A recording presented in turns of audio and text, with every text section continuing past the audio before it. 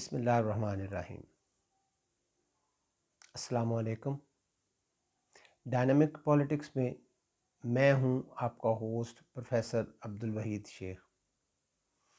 مسلم political philosophy کے سلسلے میں آج ہم مسلم تھنکرز پہ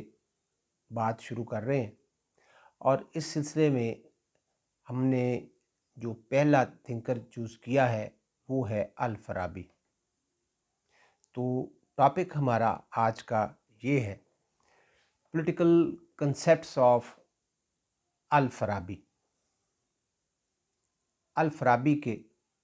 سیاسی نظریات اور فلسفی۔ محمد بن تر خان ابو نصر الفارابی مسلم دنیا کے ایک بہت ہی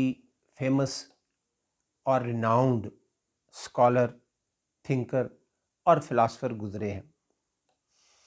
مسلم پولیٹیکل فلاسفی میں ان کا نام جو ہے وہ بہت ہی پرومیننٹ ہے۔ ان کی خدمات بے مثال، اور ان کا اس حوالے سے ایز اے فلاسفر جو کریکٹر ہے وہ بہت ہی واضح، نمایاں اور قابل مثال ہے۔ لاطینی زبان میں انہیں الفاریبیس کا نام دیا جاتا ہے، اور مسلم تھنکرز اور فلاسفرز انہیں معلم الثانی قرار دیتے ہیں۔ الفارابی خراسان کے علاقے فاراب میں پیدا ہوئے، چنانچہ اس نسبت سے فارابی کہلائے۔ چھوٹی عمر میں ہی تعلیم کے لیے بغداد کا سفر کیا۔ بغداد ان دنوں تشنیگان علم کے لیے منبع، مرکز، محور تھا علم کا۔ یہ علم کے نور کا منبع اور محور تھا۔ متی بن یوسف سے فلاسفی اور لاجک، منطق میں زانوِ تلمس طے کیے، اور پھر یوحنا بن جلان کی شاگردی اختیار کی، اور فارغ التحصیل ہونے کے بعد اپنی تمام تر توجہ جو ہے وہ تعلیم و تربیت اور علم و تحقیق پر صرف کر دی۔ الفارابی کا یہ ترا امتیاز ہے کہ وہ ایسٹ اور ویسٹ دونوں جگہ پر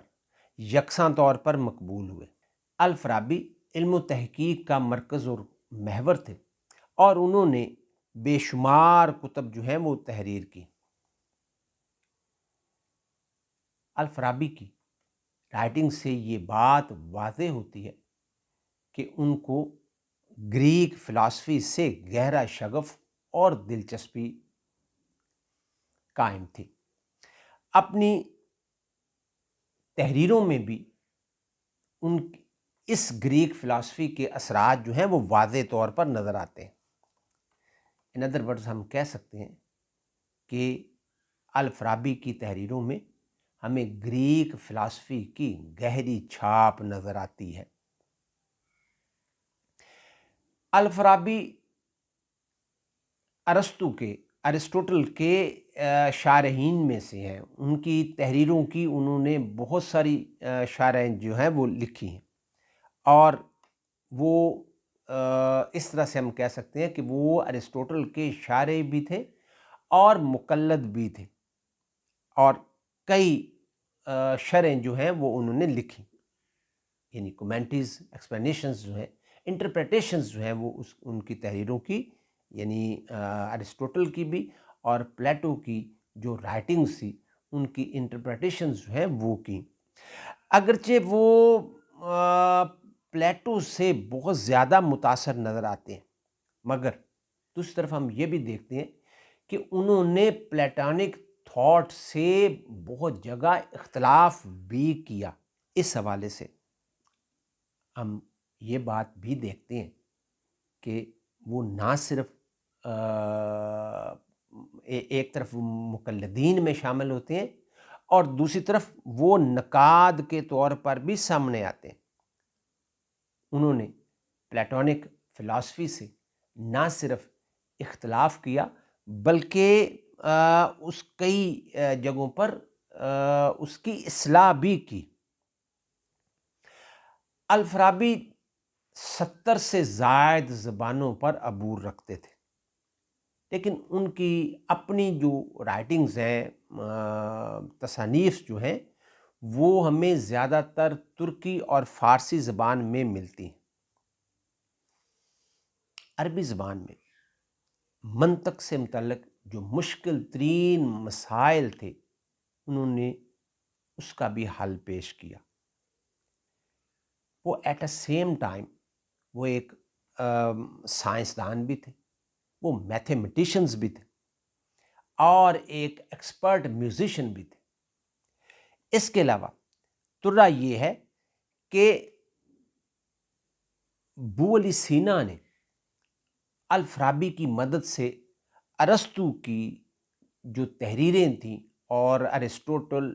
فلاسفی جو تھی اس کو سمجھا، یعنی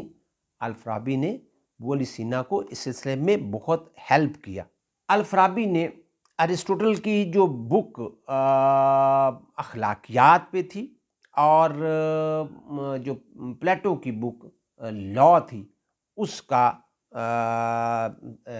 کمنٹری بھی کی اس پہ، اور اس کا جو ہے وہ بھی تیار کیا، اس کا خلاصہ تیار کیا۔ فارابی کی جو منطق پر شورۂ آفاق کتاب تھی وہ شرح ایسا اس کا نام تھا، اور اس کے علاوہ فزکس، اسٹرالوجی اور میٹرولوجی پر بھی ان کی نمایاں خدمات ہیں۔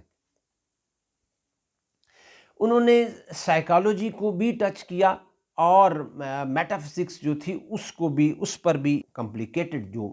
ٹاپکس تھے ان پر بھی طبع آزمائی کی۔ انہوں نے کیمسٹری کا بھی جو ہے اس پر بھی ان کی، اور میتھ پر بھی ان کی طبع آزمائی ہمیں نظر آتی ہے۔ مشہور و معروف سائنسدان اقلیدس پر جو کمنٹری الفارابی نے کی، اس نے مغرب میں بہت دھوم مچائی، اور اس پر الفارابی نے مغرب سے داد و تحسین جو ہے وہ وصول کی۔ فارابی کی جو اپنی بکس ہیں ان میں سیاست المدینہ اور اہل مدینہ الفاضلہ وہ بہت مشہور ہیں، زبردست شہرت انہوں نے پائی، اور تمام سیاسی نظریات اور افکار کو اس میں بیان کیا۔ وہ ایک طرف اسٹیٹ پر بھی بات کرتے ہیں، کمیونزم پر بھی بات کرتے ہیں، انڈیویجولزم پر بھی بات کرتے ہیں، اور انسانی اجتماع جیسے موضوعات بھی ان کے مطالعے میں اور ان کی تحریروں میں شامل رہے، اور اس پر بھی انہوں نے طبع آزمائی کی۔ جب ہم الفارابی کی تحریروں کا مطالعہ کرتے ہیں تو ہمیں یہ بات نظر آتی ہے کہ پولیٹیکل تھاٹ میں وہ پلیٹو کے زیر اثر تھے، مگر بعض اوقات نہ صرف پلیٹو سے اختلاف کیا بلکہ اس کی اصلاح کرنے کی بھی کوشش کی۔ وہ مختلف موضوعات میں مختلف جو ٹاپکس تھے ان میں ارسطوٹل کو بھی کوٹ کرتے نظر آتے ہیں۔ بعض نظریات میں، پولیٹیکل فلاسفی میں، ہمیں وہ یعنی فارابی جو ہیں وہ آئیڈیلسٹ نظر آتے ہیں، اور ان کا ایک امیجنری جو کنسیپٹ ہے وہ سامنے آتا ہے، مگر ایسا بیان کرتے ہوئے وہ جو کنٹمپریری انوائرمنٹس ہیں، ہم عصر حالات، اس کو کسی صورت بھی نظر انداز نہیں کرتے اور نہ ہی اس سے صرف نظر اختیار کرتے۔ انہوں نے جو پلیٹو کی آئیڈیل سٹیٹ تھی اس کے مقابلے میں اپنی جو مدینۃ الفاضلہ تھی، یعنی ایک معیاری ریاست کا کنسیپٹ جو ہے وہ پیش کیا، اور پھر اس کے مقابلے میں اپنی جو مدینۃ الفاضلہ انہوں نے پیش کی، یعنی ایک معیاری ریاست، اس کے جواب میں خود ہی یعنی اس کا اپوزٹ جو تھا وہ بھی مدینۃ الجاہلیہ کے نام سے ایک یعنی نئی ایک اختراع جو ہے وہ تلاش کی، اور اس طرح سے وہ ایک طرف ایک معیاری ریاست کی بات کرتے ہیں جس کو وہ مدینۃ الفاضلہ کہتے ہیں، اور دوسری طرف ایک غیر معیاری ریاست کی بات کرتے ہیں جس کو مدینۃ الجاہلہ کہتے ہیں، جاہلیہ، مدینۃ الجاہلیہ کہتے ہیں۔ تو اس طرح سے یہ دونوں کنسیپٹ جو ہیں وہ الفارابی نے بڑے آسن طریقے سے پیش کیے۔ جب مدینۃ الجاہلیہ کی بات کی تو یہ ایکچولی ان کے اپنے دور کی عکاسی ہو رہی تھی، یعنی اس سلسلے میں انہوں نے اپنے ہم عصر جو حالات تھے، کنٹمپریری انوائرمنٹس اور کنٹمپریری سچویشن جو تھی، اس کو بھی مد نظر رکھا، یعنی اس کو کسی طور پر بھی نظر انداز نہیں کیا اور نہ ہی اس سے صرف نظر کیا۔ فارابی نے اپنی پولیٹیکل فلاسفی میں مختلف کنسیپٹس جو ہیں وہ پیش کیے، اور ان تمام کنسیپٹس کا مرحلہ وار تجزیہ بھی کیا، اور ان کو نہ صرف جو گریک فلاسفی تھی اس سے مماثل کرنے کی کوشش کی، بلکہ ان کنسیپٹس کو پیش کرتے ہوئے اپنے موجودہ حالات کو بھی مد نظر رکھا۔ تو سب سے پہلے ہم دیکھتے ہیں ان کنسیپٹس میں الفارابی نے تھیوری آف مین پیش کی۔ فارابی کے خیال میں انسان اور حیوان میں جو ایک بنیادی اور امتیازی چیز ہے وہ ہے عقل الفعال۔ عقل الفعال انسان کو عطا ہوئی ہے، اور یہ جو چیز ہے وہ انسان کو عروج بخشتی ہے۔ کچھ دیگر قوتیں یا طاقتیں یا عطیات جو انسان کو عطا ہوئے وہ دیگر اینیملز یا حیوانوں میں موجود نہیں ہیں، جیسے قوت نافقہ یعنی ریزن، قوت نزویہ یعنی کنٹینشن، اور اس کے علاوہ قوت متخیلہ یعنی تھنکنگ، اور قوت حسامہ یعنی فیلنگ۔ تو یہ ساری چیزیں جو ہیں یہ اللہ تعالیٰ نے انسان کو عطا کی ہیں، اور یہ حیوان کو میسر نہیں ہیں۔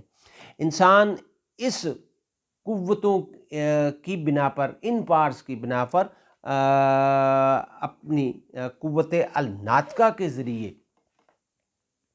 اچھے برے کی تمیز کرتا ہے، فرق قائم کرتا ہے، اور اس سے وہ فائدہ اور نقصان کا جو فرق ہے اس سے آگاہ ہوتا ہے، اور جو قوت نزویہ ہے اس کی مدد سے انسان میں نفرت کے اور محبت کے جذبات جو ہیں وہ پیدا ہوتے ہیں، اس میں خوشی اور غم کی جو کیفیات ہیں وہ واضح ہوتی ہیں، اور یہ اس قوت کی بدولت ہے۔ اس قوت کی بدولت وہ کبھی ایک امن پسند شہری کے طور پر سامنے آتا ہے، اور کبھی دوسروں سے تنازعات اور جھگڑے جو ہے وہ کھڑے کرتا ہے، اور کبھی سکون کی تلاش، مطلب سکون کی تلاش میں رہتا ہے، سکون کی حالت میں، خود بھی سکون کی حالت میں اور دوسروں کو بھی اس میں رکھتا ہے، اور کبھی پھر وہ دنگا و فساد اور فتنہ کی طرف مائل بھی ہو جاتا ہے۔ تو یہ جو چیزیں ہیں یہ جو تھیوری آف مین پیش کی اس کے تحت فارابی نے پیش کی، اور یہ ایک ایسا فرق تھا جو اس سے پہلے اس طرح سے پیش نہیں کیا گیا تھا۔ پلیٹو اور ارسطوٹل جو ہے وہ ان کے خیال میں انسان جو ہے وہ ایک معاشرتی اور جو سیاسی حیوان، یعنی وہ اس کو پولیٹیکل اور سوشل اینیمل قرار دیتے ہیں، اور ان کے خیال میں وہ فطری طور پر مدنی الطبع ہے، وہ دوسروں کے ساتھ مل جل کر رہنا پسند کرتا ہے، اس کی فطرت ہے کہ وہ دوسروں کے ساتھ مل جل کر رہے۔ فارابی کا خیال یہ ہے کہ یہ دوسروں کے ساتھ مل جل کر رہنا اس کی فطرت نہیں ہے، بلکہ یہ اس کی ضرورت ہے۔ وہ اپنی ضرورت کے تحت دوسروں کے ساتھ مل جل کر رہتا ہے۔ فارابی یہ کہتا ہے کہ اجتماع جو ہے وہ انسان کی ضرورت کے تابع ہے، ضرورت کی وجہ سے وہ اکٹھا رہنا پسند کرتا ہے۔ یہ اس کی فطرت کا حصہ نہیں ہے، بلکہ ضروریات زندگی اسے اس بات پر مجبور کرتی ہیں کہ وہ دوسروں کے ساتھ مل جل کر رہے، ضروریات اسے اکیلا نہیں رہنے دیتی۔ اپنی ضروریات کی تکمیل کے لیے وہ اپنے ہم جنسوں کے ساتھ باہمی تعاون پر مجبور ہوتا ہے، اور اس طرح سے وہ ایک نئی جہت جو ہے فارابی نے عطا کی کہ انسان جو ہے وہ نو ڈاؤٹ وہ اکٹھے رہنا پسند کرتا ہے، لیکن یہ اس کی فطرت نہیں ہے۔ اس کی فطرت جو ہے وہ ایک اور چیز کا تقاضا کرتی ہے، لیکن یہاں یہ اس کی ضرورت جو ہے وہ اس بات کا تقاضا کرتی ہے کہ وہ دوسروں کے ساتھ مل جل کر رہے۔ الفارابی اجتماع کی گیدرنگ یا گروپنگ، اس کی دو اقسام جو ہے وہ بتاتا ہے، اور اس میں ایک اجتماع ناقص ہے جس کو امپرفیکٹ گیدرنگ یا گروپنگ کہہ سکتے ہیں، اور دوسرا اجتماع تام ہے جس کو ہم پرفیکٹ گروپنگ جو ہے وہ کہہ سکتے ہیں۔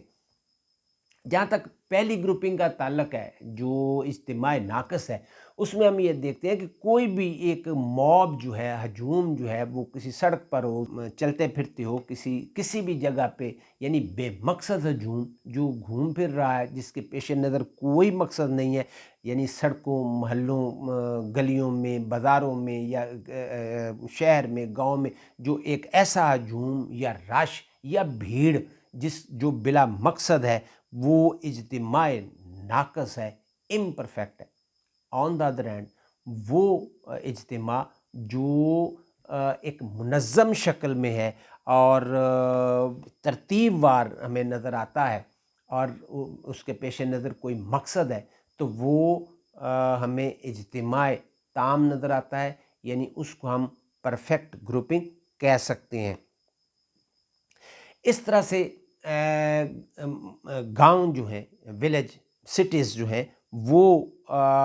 ان کا ترتیب وار منظم ہونا یا وجود میں آنا، یہ اجتماع تام کی ہی ایک قسم ہے کہ جو ایک باقاعدہ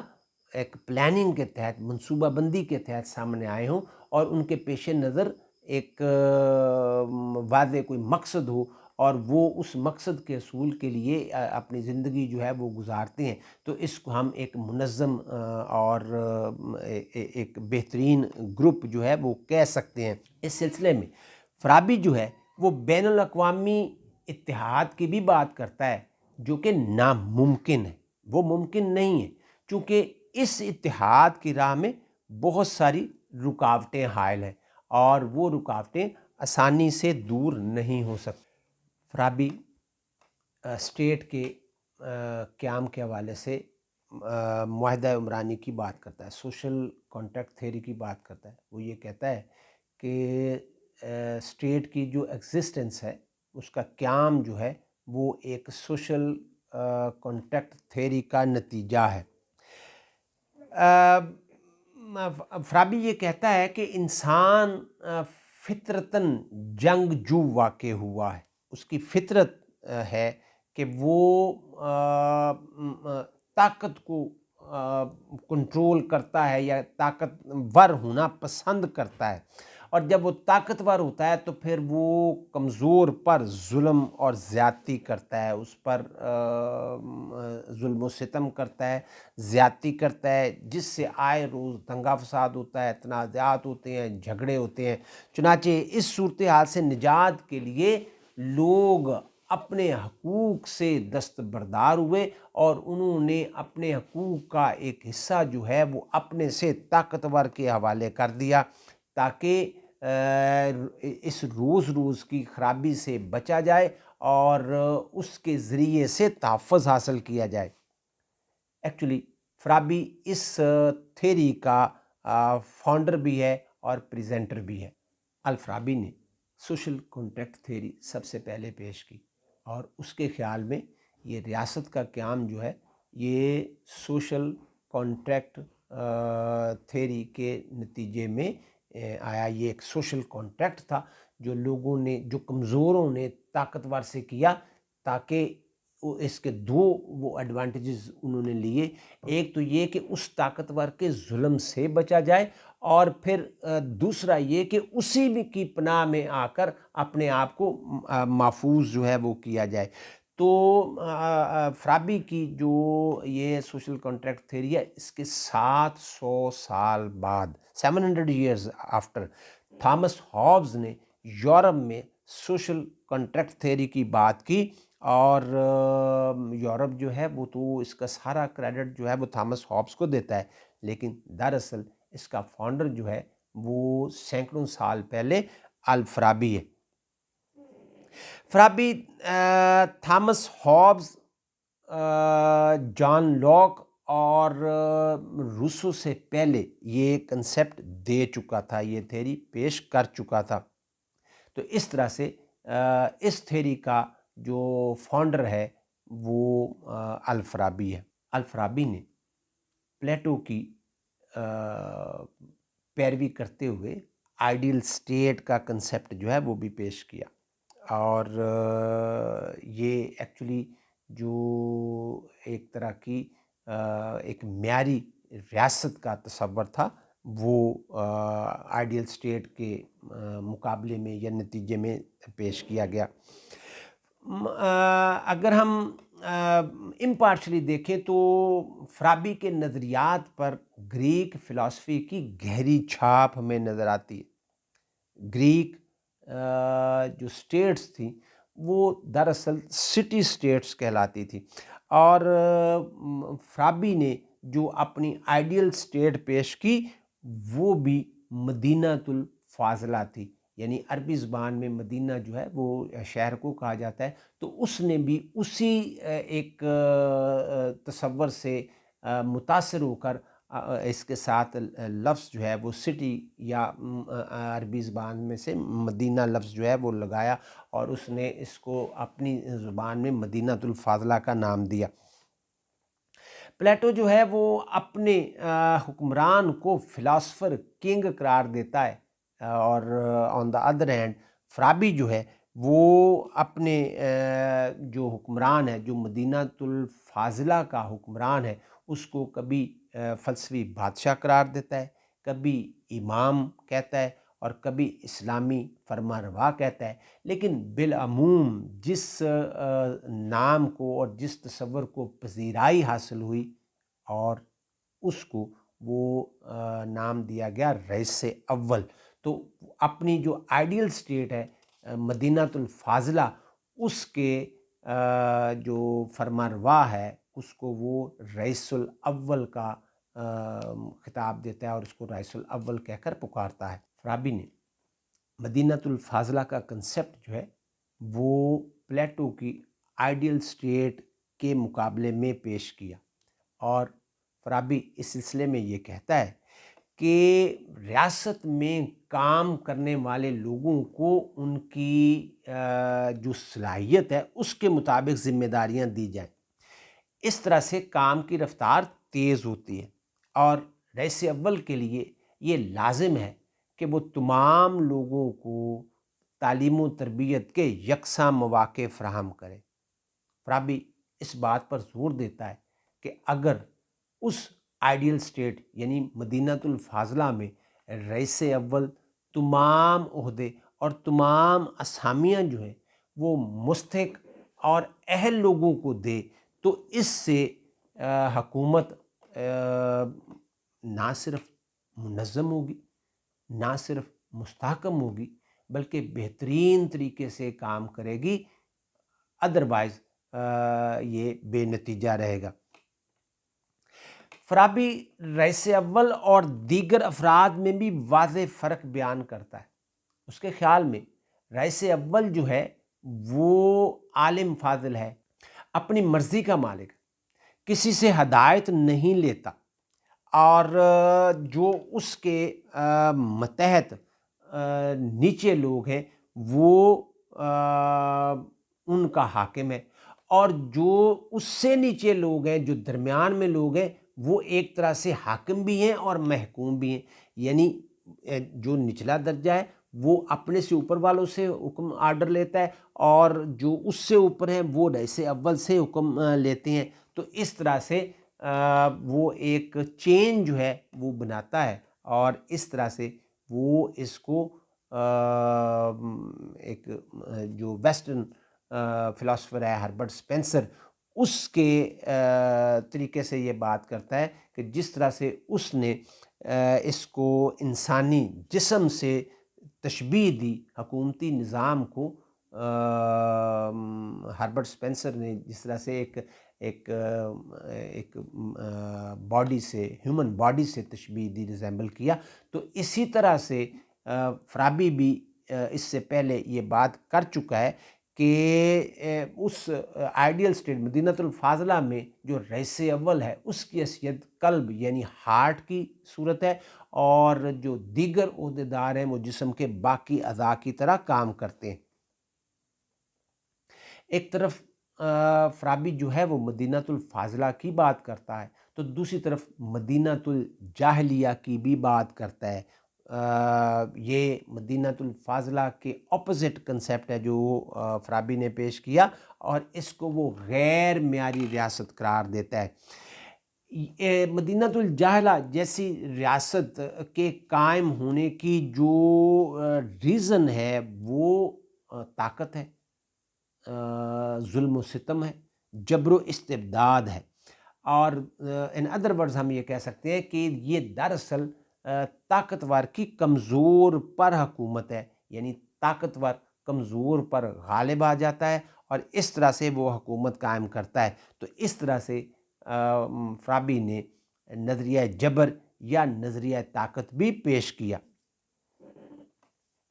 اس سلسلے میں وہ مدینہ التغلب کی بھی بات کرتا ہے، یہ تصور بھی پیش کرتا ہے، وہ یہ کہتا ہے کہ طاقتور کا یہ فطری حق ہے کہ وہ کمزور پر حکومت کرے، وہ کمزور کو مغلوب کرتا ہے، خود اس پر غالب آتا ہے اور اس پر حکومت کرتا ہے، وہ اس پر ذریعہ طاقت جو ہے وہ غلبہ حاصل کرتا ہے، اور کمزور مغلوب ہو جاتا ہے اور پھر مفتوح ہو کر اس کے قبضے میں چلا جاتا ہے۔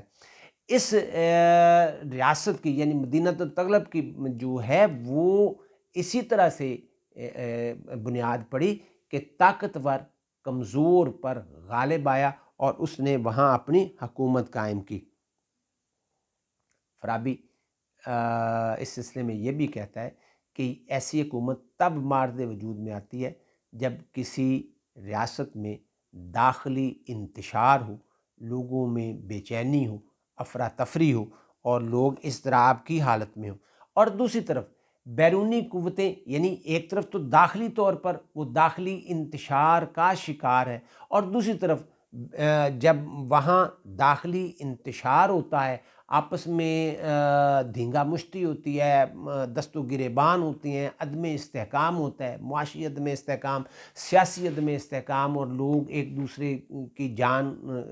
کے پیچھے ہوتے ہیں، لالے پڑے ہوتے ہیں، تو کوئی اتحاد یکجہتی نام کی کوئی چیز نہیں ہوتی۔ تو جب داخلی انتشار ہوتا ہے تو اس سے یہ بیرونی قوتیں جو ہوتی ہیں ان کی بھی حوصلہ افزائی ہوتی ہے، اور وہ للچائی ہوئی نظروں سے اس کو دیکھتے ہیں اور اس پر قبضہ کرنے کی کوشش کرتے ہیں۔ فرابی ریاست اور حکومت کی مختلف اقسام بھی بیان کرتا ہے۔ وہ مدینہ الفاضلیہ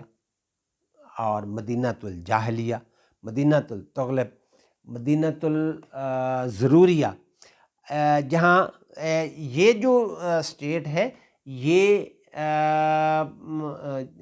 ایسی اسٹیٹ ہے جس میں ضرورت کی ہر چیز بآسانی دستیاب ہوتی، اور اس کے علاوہ مدینہ الجماعتہ کی بات بھی کرتا ہے۔ الفارابی یہ کہتا ہے کہ یہ ایسی اسٹیٹ ہے جس میں جمہوریت قائم ہے، شہریوں کو مکمل آزادی، حقوق حاصل ہے، اور حکمران جو ہیں وہ عوام الناس کی مرضی سے بنائے جاتے ہیں، اور حکمران کوئی ایسی قانون سازی نہیں کر سکتے یا کر پاتے جو عوام کی مرضی اور منشا کے خلاف ہو۔ اسی طرح سے مدینۃ المتبادلہ کی بات کرتا ہے۔ ابتدا میں یہ ایک منظم اور بہترین ریاست ہوتی ہے، لیکن بعد ازاں اس میں تبدیلی آتی چلی جاتی ہے اور لوگوں کے قول و فعل میں تضاد ہوتا ہے، لوگ اپنے اصل مقصد سے ہٹ جاتے ہیں اور اس طرح سے یہ ریاست تبدیل ہو جاتی ہے۔ وہ ایک اور سٹیٹ کی بات بھی کرتا ہے جس میں وہ یہ کہتا ہے کہ یہ ایک خوشحال اور فلاحی ریاست ہوتی ہے، لوگ جو ہیں وہ ایک دوسرے کی مدد کرنے میں خوشی اور سکون محسوس کرتے ہیں، خوشیاں بانٹتے ہیں، لوگ خوشحال ہوتے ہیں، تفریحات اور مزاح کا حصول ممکن بنایا جاتا ہے، زندگی آسودہ اور خوشحال ہوتی ہے۔ فارابی جو ہے وہ کنسیپٹ آف سوورینٹی بھی دیتا ہے، جس طرح سے پلیٹو نے اپنی آئیڈیل سٹیٹ میں فلاسفر کنگ کا کنسیپٹ جو ہے وہ دیا، اسی طرح سے فارابی جو ہے وہ اپنی سٹیٹ میں مدینۃ الفاضلہ میں رئیس اول کی بات کرتا ہے۔ وہ یہ کہتا ہے، یعنی فارابی یہ کہتا ہے کہ ریاست کو منظم، مستحکم اور معیاری بنانے کے لیے یہ ذمہ داری مقتدر اعلیٰ پر عائد ہوتی ہے۔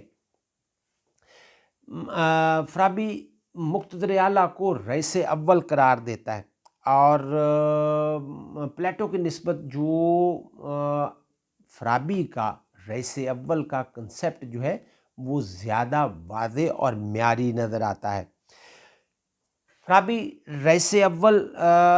کے متعلق اس طرح سے بات کرتا ہے کہ رئیس اول کو ایسا ہونا چاہیے جسے دوسروں سے پوچھنا نہ پڑے، وہ اپنی مرضی کا مالک ہو۔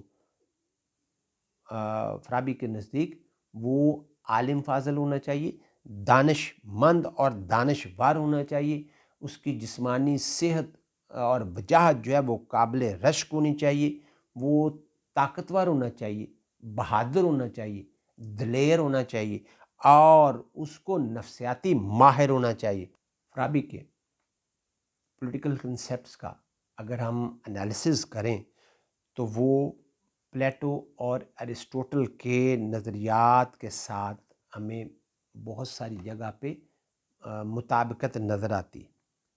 کہیں وہ مطابقت نظر آتی ہے تو کہیں فارابی ان کی جو تحریریں ہیں ان کو چیلنج کرتا نظر آتا ہے، اور کسی جگہ پر وہ ان کی اصلاح بھی کرتا ہے۔ الفارابی نے جو کنسیپٹس پیش کیے وہ اس زمانے اور حالات کی نسبت زیادہ واضح اور زیادہ معیاری ہمیں نظر آتے ہیں۔ دوسری طرف جو فلاسفی الفارابی نے پیش کی اس میں نو ڈاؤٹ وہ اس پر ایک گہری چھاپ ہمیں گریک فلاسفی کی نظر آتی ہے، لیکن اس نے اپنی رائٹنگز میں اور اپنے کنسیپٹس میں اس گریک فلاسفی کے ساتھ ساتھ اسلامی تعلیمات کا رنگ دینے کی بھی کوشش کی اور اس کو شریعت اور فلاسفی کے مطابق بنایا۔ اس کو الفارابی نے ان کنسیپٹس کو اسلامی تعلیمات اور اسلامک فلاسفی کے ساتھ یکجا کرنے کی کوشش کی اور ان کو وہ ساتھ ساتھ لے کر چلتا ہے۔ فارابی کی جو تحریریں ہیں اور اس کے جو پولیٹیکل کنسیپٹس ہیں ان کا جائزہ لیں تو فارابی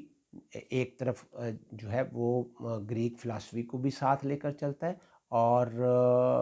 شریعت اور اسلامی فلاسفی کی بھی بات کرتا ہے، ان کو یکجا کرتا ہے، اس میں مطابقت پیدا کرتا ہے اور اس کو ساتھ ساتھ لے کر چلتا ہے۔ تو دوسری طرف وہ یہ بھی ہمیں نظر آتا ہے کہ وہ نو ڈاؤٹ اس پر گریک فلاسفی کی ہمیں گہری چھاپ ضرور نظر آتی ہے، لیکن اس کی تحریروں میں ہمیں ایک اسلامی رنگ جو ہے وہ بھی واضح طور پر نظر آتا ہے۔ یہ ہے آج کا لیکچر۔ اپنا اور دوسروں کا خیال رکھیے گا۔ اللہ حافظ۔